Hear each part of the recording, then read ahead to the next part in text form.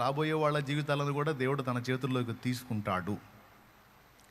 దేవుడు మన జీవితాన్ని తన చేతుల్లోకి తీసుకున్న దాకే మనం టెన్షన్ పడాలి.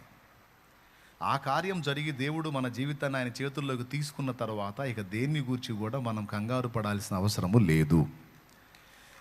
ఇది ప్రతి క్రైస్తవుడు స్పష్టంగా తెలుసుకోవాలి. క్రీస్తు రక్తంలో కడగబడ్డానా లేదా, ఆయన ఆజ్ఞ పాటించానా లేదా, ఆయన చెప్పిన మాట విన్నానా లేదా అనేదే మేజర్గా చూసుకోవాలి. ఆ కార్యం అనేది నీ జీవితంలో జరిగితే ఇక నీ నెక్స్ట్ ఫ్యూచర్ని గురించి నువ్వు కంగారు పడాల్సిన అవసరం లేదు. ఎందుకంటే దేవుని వాక్యం అనేక వచనాల్లో స్పష్టంగా సాక్ష్యం ఇచ్చింది.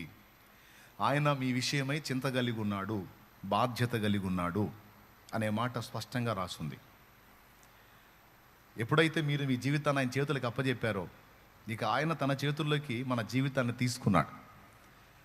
ఇక ఏ మలుపు ఎక్కడ ఎలా తిరగాలో, ఏ మజిలీకి నువ్వు చేరాలో, ఎప్పుడు నీకు ఏది అందాలో, నువ్వు ఎదుర్కొంటున్న ప్రతికూల పరిస్థితులు ఎంతవరకు ఉండాలో, ఎప్పుడు తొలగిపోవాలో ఆయన డిసైడ్ చేస్తాడు, ఆయన డిజైన్ చేస్తాడు.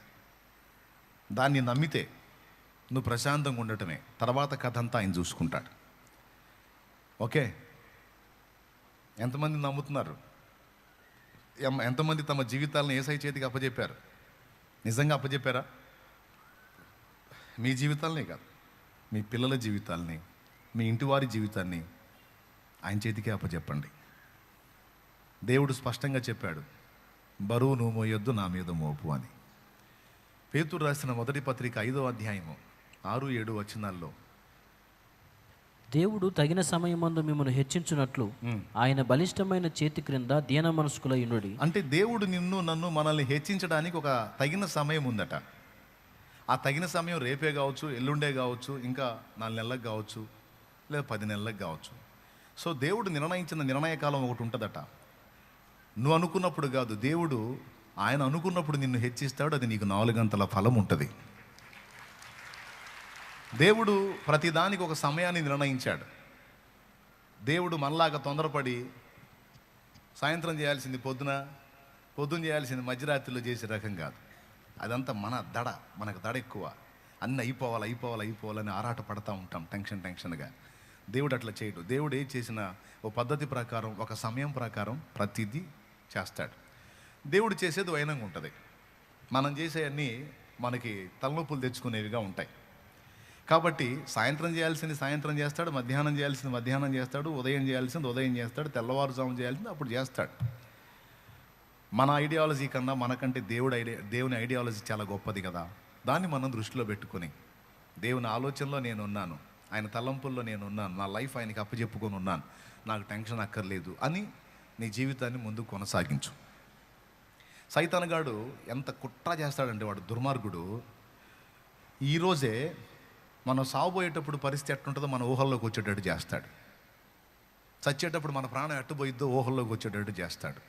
మనం చచ్చినాక మన వాళ్ళ పరిస్థితి ఎట్టుంటుందో ఊహల్లోకి వచ్చేటట్టు చేస్తాడు. అర్థమైందా? వృద్ధాప్యంలో మన శరీరం ఏ విధంగా మార్పు చెందిద్దో మన ఊహల్లోకి వచ్చేటట్టు చేస్తాడు. మీలో ఎంతమందికి ఇట్లాంటి ఊహలు వస్తాయి, ఇలాంటి ఆలోచనలు వస్తాయి? చెప్పండి, చేతులు ఎత్తండి. అది చాలామంది చేతులు ఎత్తారు.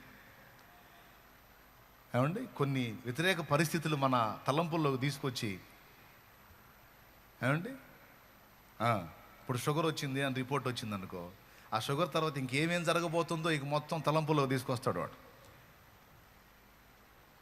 ఫలానా బలహీనత, కొంచెం బీపీ ఎక్కువ కనపడుతుంది అన్నారు అనుకో, ఇక బీపీ వల్ల ఏమేమి జబ్బులు వస్తాయో మొత్తం మైండ్లో తీసుకొస్తాడు వాడు. అర్థమైందా? ఏ రోగం లేకపోయినా సరే రోగాలు ఉన్నోళ్ళని చూపించి, వాళ్ళు నీకంటే బాగున్నోళ్ళు ఇప్పుడు వాళ్ళు రోగులు అయ్యారు, నువ్వు మాత్రం కావని గ్యారెంటీ ఏందని వాడు ఆలోచనలో తెస్తాడు.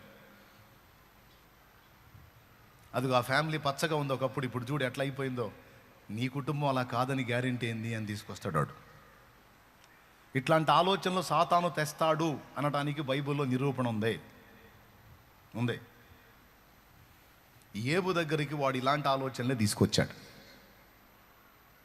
మనల్ని మానసికంగా మనల్ని వేటాడటంలో మంచి పనోడు వాడు. మెంటల్ టార్చర్ అంటారే, మానసికంగా ఒత్తిడికి గురి చేయటం, ఇబ్బంది పెట్టడం, అందులో మంచి నైపుణ్యం కలిగినోడు సైతాను, వాడి దెయ్యాలు. మనల్ని ఆ విధంగా చేయడాన్ని కుట్ర చేస్తారు. మన రక్షణానందాన్ని, దేవుని యందలి విశ్వాసాన్ని బట్టి మనం ఆయనలో కలిగి ఉండే ఆనందాన్ని మనకు దక్కకుండా చేయటానికి వాడు చేసే దుర్మార్గపు ఆలోచనలు, కుట్రలు ఇవన్నీ. వీటన్నిటికీ విరుగుడు ఒక్కటే, విశ్వాసం. నేను నా దేవుని యందు విశ్వాసం ఉంచాను. నిన్నటికి నా దేవుడు నాకు తోడై ఉన్నాడు, నేటికి తోడై ఉన్నాడు, రేపటికి కూడా తోడై ఉంటాడు. నా ప్రతి ఘట్టములో ఆయనే తోడై ఉండి ఆయన చిత్త ప్రకారం నడిపిస్తాడు. ఒకవేళ శ్రమలు పొందాలి అనేది ఆయన చిత్తం అయితే దాన్ని నేను తప్పించుకోగలనా? ఆయన చిత్తమే సిద్ధించుగాక. ఓకే, కాబట్టి సాతానా పో, ఈరోజు సంగతి ఈరోజు ఆలోచించమన్నాడు. రేపటి గురించి విచారించొద్దని చెప్పాడు యేసయ్య. రేపటి గురించి విచారించొద్దని నా ప్రభు చెబితే నేను విచారిస్తే ఆయన మాట మీరి పాపం చేసిన దాన్ని పాపం చేసిన అవుతా కదా. కాబట్టి రేపటి గురించి నేను ఆలోచించనని తోసేయండి. ఎందుకంటే నువ్వు ఆలోచించావనుకో దేవుడు ఆలోచించటం మానేస్తాడు. ప్లీజ్ మళ్ళీ చెప్తున్నా, నువ్వు ఒత్తిడి ప్రెజర్కి గురయ్యావు అనుకో దేవుడు ఆలోచించటం మానేస్తాడు. నువ్వు దేవుని మీద విశ్వాసంతో వదిలేసావు అనుకో అప్పుడు దేవుడు ఆలోచించటం మొదలు పెడతాడు. నిజం. నువ్వు పట్టించుకొని నువ్వు ప్రాకులాడి నువ్వు పరిగెత్తినంత వరకు దేవుడు మౌనం అయిపోతాడు. సరే కానీ తిప్పలు పడుతున్నావుగా పడు అని. నా వల్ల కాదు నాయన, నీ చేతికి అప్పచెప్తున్నాను ప్రభా, నీకు ప్రార్థన చేసి నీ వైపు చూడటం తప్ప నా చేత ఏమీ కావట్లేదు అని నువ్వు అప్పచెప్పినట్లయితే అప్పుడు దేవుడు ఎలా జోక్యం చేసుకుంటాడో, అన్నీ ఒక కొలిక్కి ఎలా వస్తాయో అప్పుడు నువ్వే చూస్తావు నీ కళ్ళారా. ఎందుకంటే ఇవన్నీ నేను అనుభవించి చెప్తున్నాను. 22 సంవత్సరాలుగా ఆయనతో కాస్తో కోస్తో నడిచి నేను అనుభవించిన విషయాలు మీకు నేర్పుతున్నా. దయచేసి ఇలాగ మీరు తీసుకోండి. అప్పుడు మీకు ఆల్రెడీ ఏదైనా రోగాలు వచ్చినా కూడా కంట్రోల్ అయిపోతాయి, డెవలప్ కావు, కంట్రోల్ అయిపోతాయి. ఎప్పుడైతే ఈ బరువు దేవుని మీద దించుకుంటారో అన్ని విషయాల్లో సెట్ రైట్ అవుతారు. నిజంగా ఉన్న రోగాలు కూడా తగ్గుతాయి, నిజంగా తగ్గిపోతాయి. అట్లా కాకుండా మీరు ప్రెజర్గా ఆలోచించి ఇంకా ఎక్కువ ఒత్తిడి గురయ్యారనుకో రోగాలు ప్రమోషన్ పొందుతాయి, అంటే ఇంకా ఎక్కువ అయిపోతాయి అన్నమాట. జాగ్రత్త. వాక్యాన్ని మనం మీరొద్దు, కానీ దిక్కుమాల ఆలోచనలన్నీ వాడు తీసుకొస్తాడు. ఏబు దగ్గరికి తెచ్చాడు. ఏబు భార్య పిల్లలు బాగున్నారు, కుటుంబం పచ్చగా ఉంది, దాసదాసి జనాంగం, పశువులు, పొలాలు అన్నీ సూపర్గా ఉన్నాడు. ఏబు దేహదారుఢ్యం అద్భుతమైనటువంటి వ్యక్తి, అన్ని విషయాల్లో పర్ఫెక్ట్గా ఉంది ఏబు లైఫ్. అలాంటి స్థితిలో ఏబు ఉన్నాడు. అప్పుడు ఏబు దగ్గరికి ఎవరు వచ్చారు? సాతాను వచ్చాడు. ఎవరు పర్మిషన్ తీసుకొని వచ్చాడు? దేవుని పర్మిషను తీసుకొని వచ్చాడా లేదా?